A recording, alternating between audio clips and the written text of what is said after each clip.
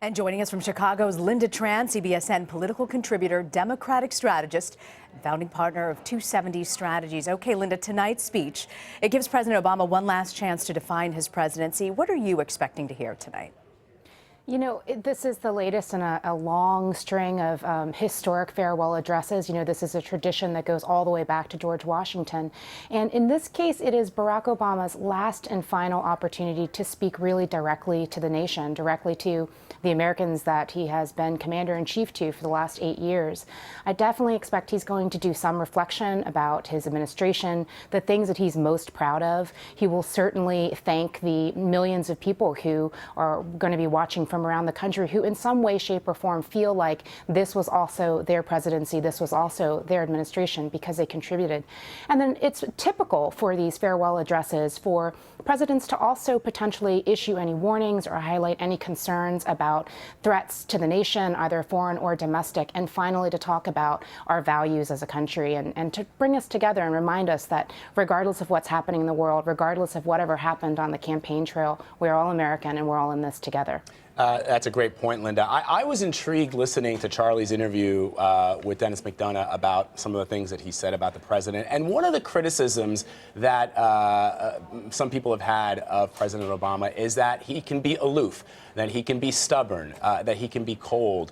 Others have said, those who support the president have said, look, he applies cold, hard logic to the problems at hand. He looks at everything and attempts at some level, based on the understanding that he has of the situation, to deliver what he thinks is a logical response. And that frustrates people because sometimes, as we see with the incoming president, people want to see an emotional reaction. People want to see an impulsive reaction to something that may have occurred or that may have happened. How do you read that? Yeah, you know, I'm one of the fortunate few who have actually seen him behind the scenes, and I think anybody who knows him would say he's anything but aloof, anything but cold. He's, you know, very passionate, very energetic, charismatic on so many levels. I think that what people are interpreting when they say he's aloof or, you know, allude to this no drama Obama, it's the fact that he took the job extraordinarily seriously. He was very studious. You heard Dennis McDonough talk about how hard he worked at making sure he understood all the various facets. And, you know, look, it's the most powerful job in the world, and people ought to take it seriously. I'm curious, Lynda, we saw President Obama weigh in very heavily, campaigning for Hillary Clinton on the campaign trail in a way that I haven't seen previous presidents do. Largely, his approval ratings were really high as well. Do you think that his post-presidency will be different from other presidents? Do you see him possibly weighing in when he believes that future President Trump does something that he feels goes against the grain or is not in the best interest of the country?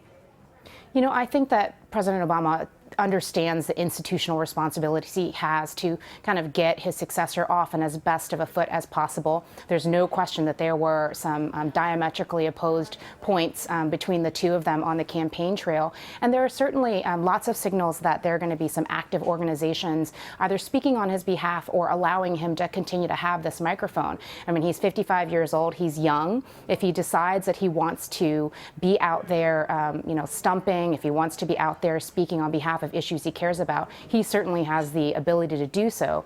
There have been some signals that there may be some moments, some issues that really matter so much to him that he would come off the sidelines. But I honestly think he is leaving it to the movement that he built. You know, he said way back from the beginning that we are the change we've been waiting for. And I fundamentally believe he thinks that it's most important for that next generation of change agents to really take the helm. Lynda, to that point, give us a sense when we do this parlor game of when we talk about a president's legacy. It's really kind of too early to do that right now. I mean, he's still in the office, but in 3 years or in 5 years or in 10 years, because there have been many, many presidents that history has judged as being either successes or failures long after they've left office and long after the initial reaction to their presidency was addressed. So if you give, just from your point of view, in 3 or 5 years, what will we be saying about President Barack Obama's legacy?